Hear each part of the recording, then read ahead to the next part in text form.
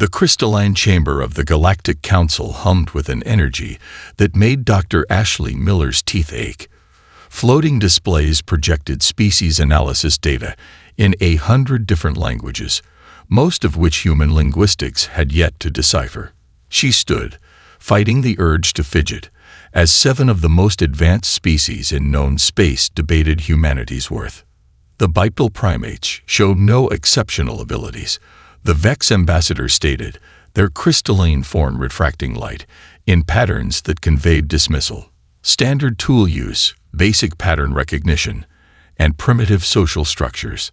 Nothing we haven't seen in 1,000 other species. Dr. Miller bit back a response.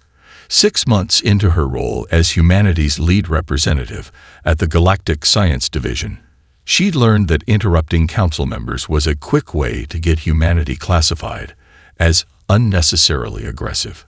Instead, she watched as holographic displays showed human brain scans, technological achievement timelines, and social development metrics. The Myriad Ambassador, a being of pure energy contained within an environmental suit, moved forward. Their neural architecture is unremarkable. No natural defenses against psychic intrusion, no biological enhancement capabilities, and their technological progress follows standard development curves. Something caught Dr. Miller's eye on one of the displays, a subtle fluctuation in the neural scanning data, something that appeared every time the scanners monitored humans during communication. She'd seen similar patterns before, but only when the equipment was malfunctioning. "If I may," she said, carefully modulating her voice to show respect, "I've noticed something unusual in the interactive sessions between humans and other species." The council members turned their attention to her, their various sensory organs focusing with an intensity that made her skin crawl. The Vex ambassador's crystalline structure shifted to a pattern indicating interest. During standard diplomatic briefings, multiple species have reported experiencing what they describe as mental fatigue after extended conversations with humans.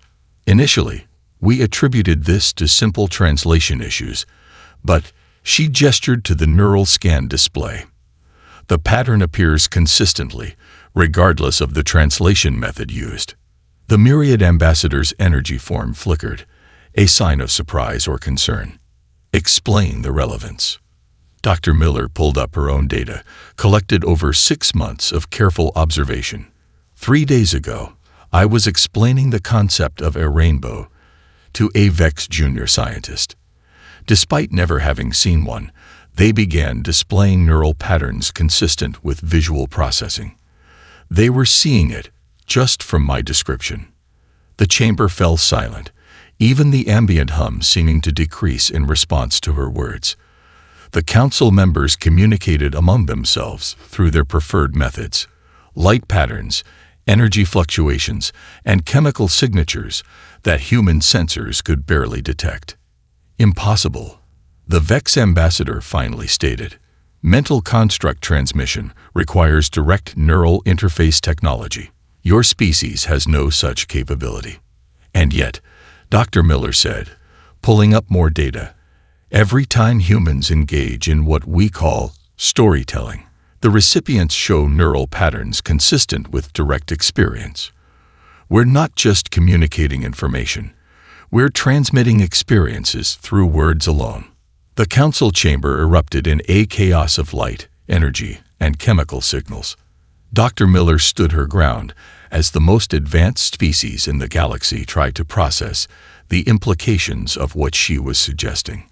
The scanning equipment around the chamber began to show signs of strain, its readings becoming erratic as it attempted to process the increased neural activity.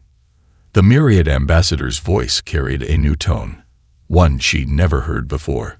"If what you suggest is true, then every human conversation, every exchange of ideas, is a form of direct mental transmission," Dr. Miller finished. "We've been doing it so long, so naturally, that we never realized it was supposed to be impossible." As the council members processed this information, alerts began flashing on multiple displays. Reports were coming in from across the galaxy, species in regular contact with humans were showing unprecedented changes in neural activity. The ability that humanity had taken for granted, the simple act of sharing mental images through words, was beginning to look like something far more significant.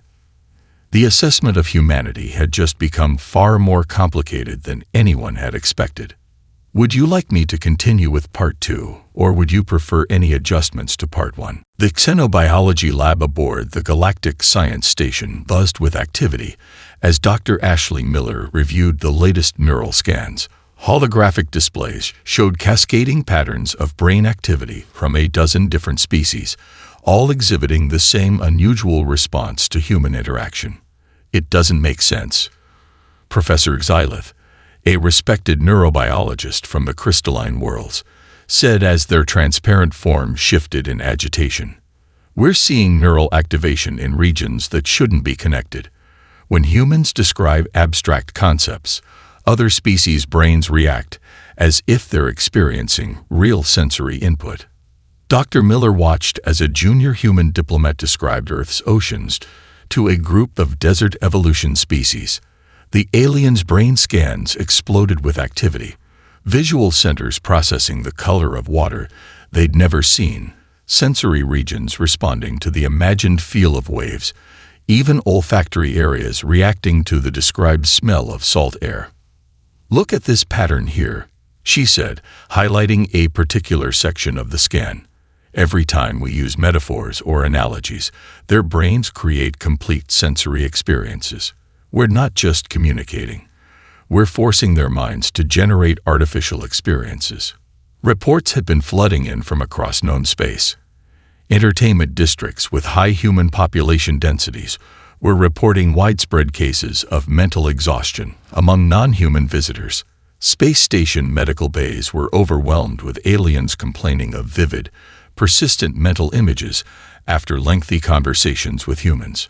A high-priority message flashed across the main display. The Council had authorized an emergency research initiative, demanding immediate investigation into what they were now calling human mental projection. Professor Xylith's crystalline form vibrated with concern. We need to test the limits of this ability. Dr. Miller, would you describe something completely theoretical, something that doesn't exist? Dr. Miller nodded, turning to face the array of neural scanners. Imagine a ship engine that doesn't push against space to move. Instead, it folds reality around itself, creating a bubble where the laws of physics are more suggestive than mandatory. The ship doesn't travel through space. It dreams of being somewhere else, and reality reshapes itself to match that dream. The monitoring equipment shrieked in protest. Every alien observer in the room showed massive spikes in neural activity, their brains desperately trying to process concepts that should have been impossible to visualize. 3 of the desert species representatives had to be led to recovery pods, their minds overwhelmed by the forced visualization. Remarkable, Professor Xylith whispered, their crystal structure displaying patterns of both fear and fascination. You just made us experience something that violates the laws of physics. Our brains actually generated sensory data for an impossible concept. The lab's door slid open as more council representatives arrived, drawn by the unprecedented readings. Among them was the Myriad Ambassador, their energy form crackling with intensity. The implications are staggering, the ambassador said. Every human child grows up bombarded by these forced mental constructs. Your entertainment, your education, even your casual conversations, they're all constant exercises in mental projection. Dr. Miller pulled up historical data from Earth. Look at how we teach complex concepts to children. We use stories, analogies, and metaphors. We're not just explaining ideas, we're literally forcing their brains to experience them. The room fell silent as security footage from a human kindergarten played. A teacher described photosynthesis to wide-eyed children, using a story about tiny solar-powered factories inside leaves. The children's neural scans showed they were actually experiencing the process at a molecular level, their young minds creating detailed simulations from simple words. This changes everything, Professor Xylith said, their crystal form now showing patterns never before recorded. Your species hasn't just developed mental projection. You've built your entire civilization around it without even realizing it was unique. As if to emphasize the point, alarms began blaring throughout the station. Medical bay reports were showing a new pattern. Some species were beginning to develop a form of mental resistance, their brains desperately trying to shield themselves from the constant barrage of human-induced visualizations. The pattern was clear now. Humanity's gift for sharing mental constructs wasn't just a curiosity. It was perhaps the most potent form of mental manipulation the galaxy had ever encountered. And they'd been using it to tell bedtime stories. Would you like me to continue with Part 3, or would you prefer any adjustments to Part 2? The Emergency Council session cast shadows across the Grand Chamber as representatives from 50 species debated the human question. Dr. Ashley Miller stood at the center of the storm, surrounded by holograms showing the latest research data on human mental projection. This must be classified as a Class 1 mental weapon, the Nexus representative declared, their crystalline form pulsing with warning patterns. Any species capable of forcing mental constructs upon others is an inherent threat to galactic stability. Dr. Miller stepped forward, her voice steady despite the tension. With all due respect, you're missing the most important aspect of our ability. I'd like to show you something that might change your perspective. She gestured, and the chamber's displays shifted to show a live feed from a human high school physics class. The teacher drew simple diagrams on a board, using words to guide students through the complex dance of quantum particles. Watch their neural patterns, she said, highlighting the students' brain scans. They're not memorizing equations. They're actually experiencing quantum mechanics through pure visualization. Every student in that room is mentally walking through the quantum realm. The council chamber erupted in a chaos of light patterns and energy signatures as the representatives processed this information. The myriad ambassadors' form flickered with what Miller had learned to recognize as deep concern. Your species uses this ability for education. The ambassador's voice carried a note of disbelief. Not just education, Miller replied, changing the display again. Watch this. The screen showed a human grandmother reading a story to her grandchild. The neural scans of both individuals blazed with activity. The grandmother's mind creating vivid mental constructs, the child's brain absorbing and building upon them, adding their own imagination to the shared experience. This is how we pass down knowledge, how we share experiences, how we connect, Miller explained. It's not a weapon. It's the foundation of our culture. Professor Xylith, now acting as a scientific advisor to the council, moved forward. But the implications for non-human species are profound. Your simple conversations force our minds to generate experiences we've never had. The energy cost to our brains is significant. Then we need to learn to control it better, Miller countered. Think about the possibilities. We could help species share experiences across biological and technological barriers. Pure communication, unfiltered by translation devices or neural interfaces. The chamber's atmosphere shifted as a new series of reports flashed across the displays. Species across the galaxy were reporting increased understanding of complex concepts after extended contact with humans. Some were even showing signs of developing similar abilities, their brains adapting to the new form of communication. There's more, Miller said, her voice growing passionate. We've discovered that different human cultures generate different types of mental constructs. A poet from Earth can create emotional experiences that a technical manual writer never could. We're not just sharing information. We're sharing the very essence of human experience. The Nexus representative's warning patterns faded slightly. And you believe this ability could be controlled, refined. We've already begun research, Miller confirmed, bringing up new data. By understanding how we do this naturally, we can learn to modulate the intensity, to share experiences without overwhelming other species' neural systems. The council chamber grew quiet as the representatives considered the implications. Humanity hadn't just developed a new form of communication. They'd evolved a way to share consciousness itself without ever realizing how impossible it should have been. There will need to be protocols, the Myriad ambassador finally said. Guidelines for interspecies communication. Training for both humans and other species. Agreed, Miller said, relief evident in her voice. But consider what this means for the future of galactic society. Every human story, every shared experience, every moment of connection could help bridge the gaps between species that technology never could. As the Council began drafting preliminary guidelines for human-alien interaction, Dr. Miller watched the continuing feed from the physics classroom.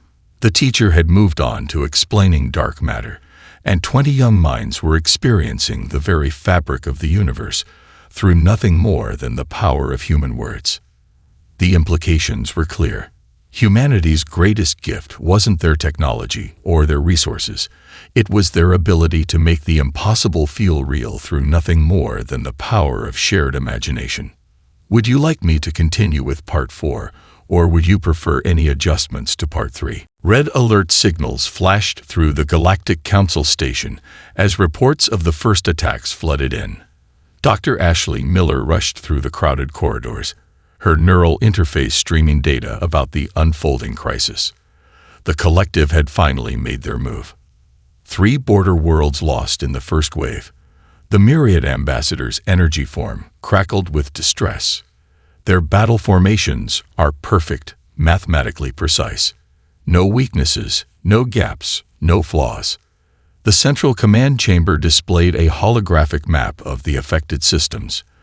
The collected ships moved in geometric patterns so complex they seemed to fold space itself. Traditional defense fleets crumbled before their advance, unable to find a single flaw in their strategy.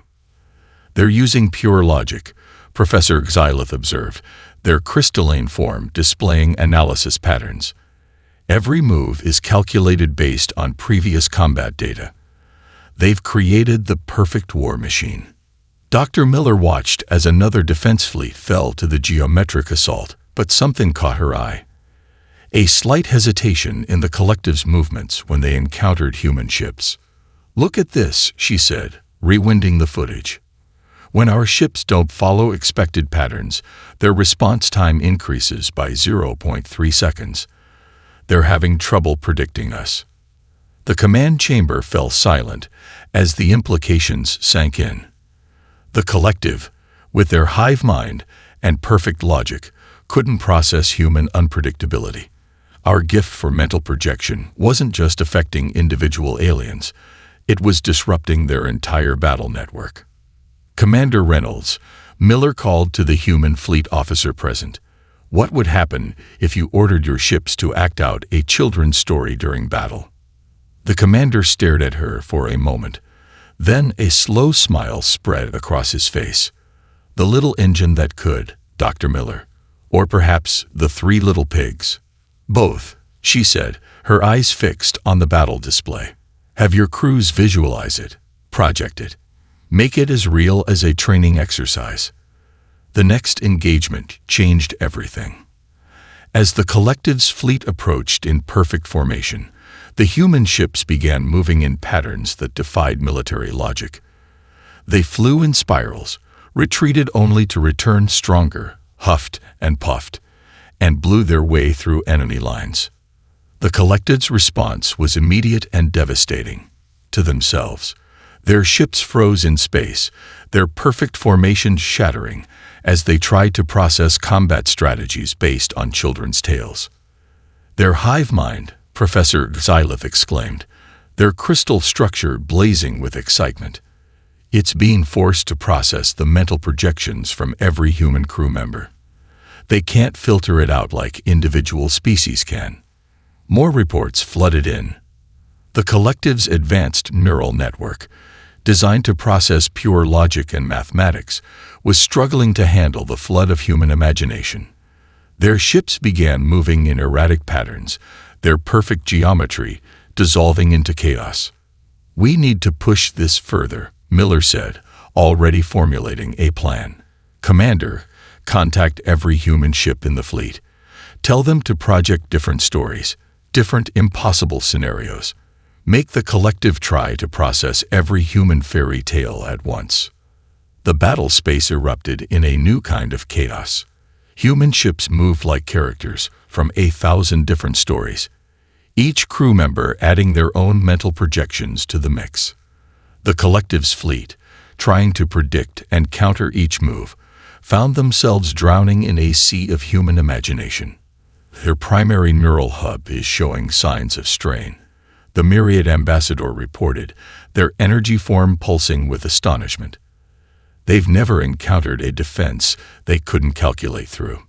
Dr. Miller watched as the perfect geometric formations of the collective began to break apart. Their greatest strength, their unified, logical mind, had become their greatest weakness when faced with humanity's gift for making the impossible seem real. "Send word to all human worlds," she said, her voice firm. "Tell them to prepare their stories. The collective isn't just fighting our ships. They're fighting every tale, every dream, every flight of fancy humanity has ever had." As the crisis continued to unfold, the Galactic Council watched in amazement as humanity's most overlooked ability became their most powerful weapon against an enemy that had never known defeat. "Would you like me to continue with Part 5, or would you prefer any adjustments to Part 4? Dr. Ashley Miller stood before the hastily assembled team in the station's main conference room. Writers, storytellers, and creative minds from every corner of human space had been rushed to the front lines of this most unusual war. "Ladies and gentlemen," she addressed the group, "you're probably wondering why the Galactic Council has pulled you from your regular lives. We need your imaginations, not just as a resource, but as a weapon." The holographic display behind her showed the current battle lines.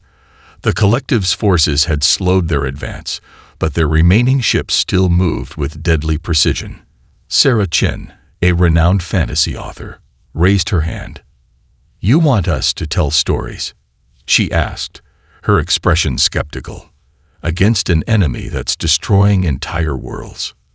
"Not just tell them," Miller replied, bringing up neural scan data.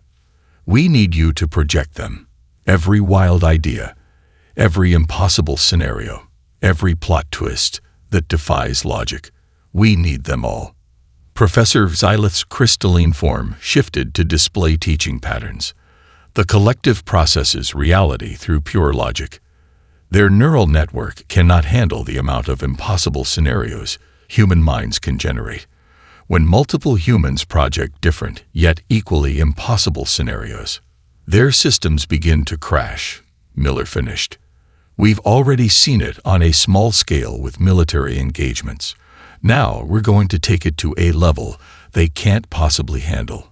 Marcus Rodriguez, a popular dungeon master known for his elaborate campaign worlds, leaned forward. "So you want us to collaborate on some kind of story?" "Better," Miller said, her eyes bright with purpose. "We want each of you to create different, conflicting scenarios. The collective can handle one impossible thing. They simply mark it as an error and move on. But when faced with hundreds of equally possible impossibilities..."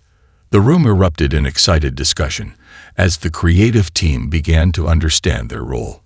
The holographic display shifted to show their first target, a major collective fleet approaching the Centauri defense line. "Begin your preparations," Miller instructed. "Each of you will be connected to a neural amplifier. Don't hold back. The more creative, the more impossible, the better." Hours later, the first test began. The collective fleet approached in their perfect formation, only to be met with something they had never encountered before, a concentrated burst of pure human imagination. Sarah Chen projected an epic fantasy battle where ships moved like dragons through space. Marcus Rodriguez created a scenario where the laws of physics worked like game mechanics. A poetry collective from Mars transmitted abstract verses that turned spatial movement into emotional states. The effect on the collective was immediate and devastating. Their ships began to move erratically, their perfect formations dissolving, as their neural network tried to process hundreds of conflicting but equally detailed realities. "It's working," Professor Xylith exclaimed, their crystal structure blazing with excitement. Their network is experiencing cascading failures as it tries to determine which impossible scenario is actually occurring. The myriad ambassadors' energy form pulsed with astonishment as they watched the battle unfold. They cannot compute the correct response because there is no logical solution to an inherently illogical situation. Dr. Miller watched the neural feedback data stream across her display. The collective's highly ordered mind was being forced to process everything from children's stories to abstract poetry, from role-playing scenarios to stream-of-consciousness narratives. "Push harder," she encouraged the team. "Make them try to process every genre, every story structure, every narrative rule, and its exception all at once." The creative team worked in shifts, each group adding their own unique flavor to the psychic assault. The collective's forces began to retreat, their perfect military precision shattered by the weight of human imagination. As the first major victory against the collective was recorded, Dr. Miller realized they had done more than just win a battle. They had proven that humanity's greatest strength lay not in their technology or their numbers, but in their unlimited capacity to imagine and project the impossible. The game had changed, and the rules were now being written by human dreams. Would you like me to continue with Part 6, or would you prefer any adjustments to Part 5? The central chamber of the Galactic Science Station had been transformed into what Dr. Ashley Miller called the Dream Factory. Hundreds of mural amplifiers lined the walls, each connected to a different human storyteller. The air crackled with the energy of unleashed imagination. "Status report," she called out to the monitoring team, her eyes fixed on the main display, where the collective's fleet movements were tracked in real time. "The Children's Story Division is having remarkable success," Professor Xylith reported, their crystalline form shifting through analysis patterns. "The collective seems particularly vulnerable to tales of friendship overcoming impossible odds." On the main screen, a massive collective battleship drifted aimlessly in space, its perfect geometric formation shattered by an overwhelming wave of projected bedtime stories. The ship's neural network had been forced to process everything from The Little Prince to Where the Wild Things Are. "It's not just the stories themselves," Sarah Chen observed from her neural amplifier station. "It's the way children accept magic and impossibility as natural. The collective can't handle that level of cognitive dissonance." Marcus Rodriguez's voice came through the communication system, tired but triumphant. "My team just broke through their defenses in Sector 7 using a modified Dungeons & Dragons campaign. Their ship started rolling for initiative." Dr. Miller watched as new data streamed across her display. The collective's once perfect battle formations had devolved into chaos as their neural network struggled to process the flood of human imagination. Ships that once moved with mathematical precision now drifted in patterns that reflected whatever story had overwhelmed their systems. "We're detecting something new," Professor Xylith announced, their crystal structure pulsing with excitement. "When multiple humans focus on the same narrative element, it creates a kind of reality resonance. The projected story becomes almost tangible to the collective sensors." Miller leaned forward, an idea forming. "Everyone, focus on the same basic story pattern, something universal, something that transcends cultural boundaries." The human storytellers began to synchronize their projections, focusing on the hero's journey, the most fundamental story pattern known to humanity. The effect was immediate and unprecedented. The collective's flagship, a massive vessel that had never known defeat, began broadcasting distress signals in every known frequency. Its neural network, designed to process pure logic and mathematics, was being forced to experience the weight of every hero's journey ever told. Their primary communication networks are failing, the Myriad ambassador reported, their energy form flickering with astonishment. They're experiencing what appears to be cultural contamination. Reports flooded in from across the battle space. The collective's drone ships were acting out scene from human stories. Their perfect military strategy had been replaced by narrative logic. A squadron of their most advanced fighters had begun a formation that looked suspiciously like a dragon from Chinese mythology. We're not just defeating them, Dr. Miller realized, her voice filled with wonder. We're teaching them how to dream. The chamber erupted in activity as new data poured in. The collective, for the first time in their known history, had initiated contact through non-military channels. Their message was simple but revolutionary. We request understanding of these stories.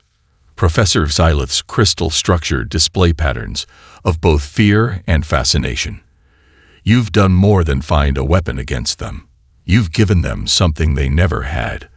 The ability to imagine beyond pure logic.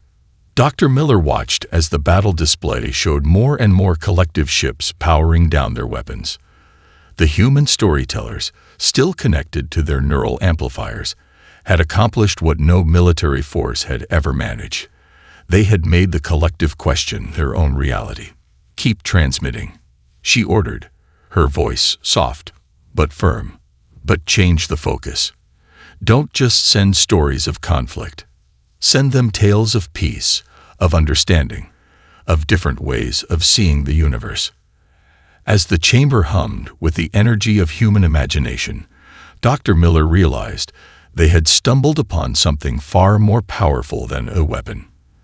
They had found a way to share the very essence of human consciousness, and in doing so, they had started a revolution that would change the galaxy forever. Would you like me to continue with Part 7, or would you prefer any adjustments to Part 6? The Galactic Council's Grand Assembly Hall buzzed with an unprecedented energy as representatives from every known species gathered to witness something revolutionary. Dr. Ashley Miller stood at the central podium, surrounded by the most diverse group of students the galaxy had ever seen. Welcome to the first graduation ceremony of the Galactic Imagination Academy, she announced, her voice carrying across the vast chamber.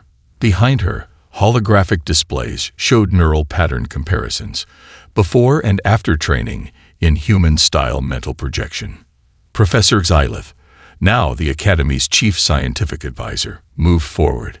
Their crystalline form displayed educational patterns as they addressed the assembly.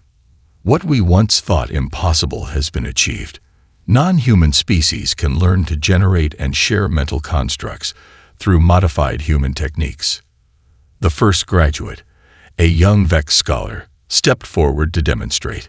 Using methods developed by the Academy's research team, they projected a clear mental image of an ocean sunset, something their crystal-based species had never physically experienced. The key was understanding that human mental projection isn't a biological feature, Dr. Miller explained, bringing up detailed neural maps.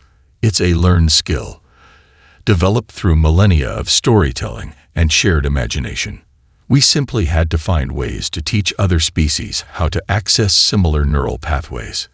The assembly watched in amazement as more graduates demonstrated their new abilities. A group of energy-based beings shared a complex mathematical concept through pure visualization. A hive mind species representative transmitted an original story that combined logic with creative elements. But the most significant development, Miller continued, came from an unexpected source. She gestured to a section of the hall where several collective representatives sat. Their first diplomatic mission in known history. The lead collective diplomat rose, their usually rigid form showing new, more fluid movements. We have existed for millennia, processing reality through pure logic and mathematical certainty, Human mental projection has shown us that there are other ways to perceive and share experience. Professor Xylith's crystal structure pulsed with academic excitement as they displayed the latest research data. The collective's neural network, once limited to binary processing, has developed the ability to generate and share abstract concepts. They're learning to dream. Dr. Miller watched as the collective diplomat demonstrated their progress, sharing a mental construct that blended their traditional mathematical precision with something new: creative interpretation. The assembly hall filled with gasps of wonder as pure logic gave birth to imagination. "This is more than just a new form of communication," she said, her voice full of purpose. "We're witnessing the evolution of galactic consciousness. Every species brings their own unique perspective to the art of mental projection." The Myriad ambassador, who had been skeptical at first, now showed patterns of approval in their energy field. The applications extend far beyond military or diplomatic uses. This could revolutionize everything from education to cultural exchange. As if to prove the point, the Academy graduates began a synchronized demonstration. Each species added their own flavor to a shared mental construct. A vision of galaxy where different forms of consciousness could blend and learn from each other. "The next phase of our research," Dr. Miller announced, "will focus on developing these unique expressions of mental projection. The Vex have already shown an aptitude for crystalline thought forms, while energy-based species excel at abstract concept transmission." Professor Xylith added their own observations, their forms sparkling with scientific joy. "We're seeing the beginning of an entirely new field of study: comparative consciousness studies. Each species brings new insights into how minds can connect and share experience." As the ceremony concluded, Dr. Miller found herself surrounded by representatives from dozens more species, all eager to enroll in the Academy's next training cycle. The revelation was clear. Humanity's gift for mental projection wasn't just a unique ability, it was a gateway to a new form of galactic unity. The universe would never be the same, and the journey had only just begun. Would you like me to continue with Part 8, or would you prefer any adjustments to Part 7? 5 years after the founding of the Galactic Imagination Academy, the observation deck of Earth's new diplomatic center offered a view that would have once seemed impossible. Dr. Ashley Miller watched as ships from 100 different species moved through the sky, their flight patterns no longer bound by pure logic or traditional navigation. "They're dancing," Professor Xylith observed, their crystalline form reflecting the Earth's sunset. The collective ships, once so rigid in their formations, now move like they're performing ballet in space. The neural activity monitor on Miller's desk showed the rich tapestry of mental projections flowing through Earth's atmosphere. Human stories, dreams, and imaginations had become the galaxy's most valuable export, with Earth now recognized as the center of consciousness studies. The latest reports from the Academy are extraordinary, the Myriad ambassadors said, their energy form displaying complex patterns of satisfaction. Each graduating class shows higher levels of mental projection ability. Some species are even developing their own unique styles. Dr. Miller nodded, bringing up the most recent data on her holographic display. The Vex have created a new form of crystal poetry, mental constructs that change their meaning based on how light refracts through their forms. And the collective? Well, they've surprised us all. On a nearby screen, a live feed showed the collective's new cultural center.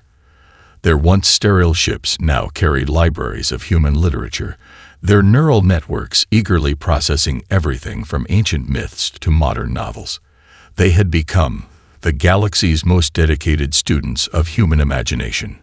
"We've received a request from the Rimward sectors," Professor Xylith announced, their crystal structure showing excitement patterns. They want to establish their own branch of the Academy. Apparently, human entertainment has become so popular that they're having trouble meeting the demand for teachers. Miller smiled, remembering how it all began. Who would have thought that our most primitive form of communication would become our greatest gift to the galaxy? We spent centuries looking for advanced technology, when all along our power was in our stories. The meeting chamber below filled with representatives from various species, all gathered for the first Galactic Festival of Shared Consciousness. Through the observation window, Miller could see Sarah Chen teaching a group of crystalline beings how to craft murder mysteries, while Marcus Rodriguez led a workshop on role-playing games for a cluster of energy entities. The medical applications have been revolutionary, the Myriad ambassador noted. Species that once couldn't communicate their symptoms can now share their experiences directly with healers. Mental health treatment has advanced centuries in just a few years. Professor Xylith's form shifted to display academic patterns, and the scientific benefits are even more profound. Cross-species research teams can now share complex theoretical concepts without the limitations of traditional language. We're seeing breakthroughs in fields that have been stalled for millennia. A soft chime indicated an incoming message. The collective's new creative division had just released their first original work, a story that combined their mathematical precision with recently learned human narrative structures. The galaxy's most logical species had learned to dream, and their dreams were unlike anything humanity had ever imagined. "We've created something beautiful," Dr. Miller said, looking out at the stars. "Not just a new form of communication, but a new way of being. Every species brings their own perspective, their own way of imagining. And together, we're writing the next chapter of galactic history." Professor Xylith finished, their crystal form glowing with optimism. As the sun set on another Earth day, the sky above the diplomatic center filled with ships performing an intricate dance, a physical expression of the mental bonds that now connected the galaxy's many species. Humanity's gift for sharing dreams had transformed space travel, diplomacy, education, and culture. The age of pure logic had given way to something new. An era where imagination and reason danced together among the stars, and every species could share in the joy of creating something that had never existed before. The most dangerous human ability had become the galaxy's greatest hope for unity, understanding, and growth. And this was just the beginning. Would you like me to make any adjustments to Part 8, or shall we consider the story complete?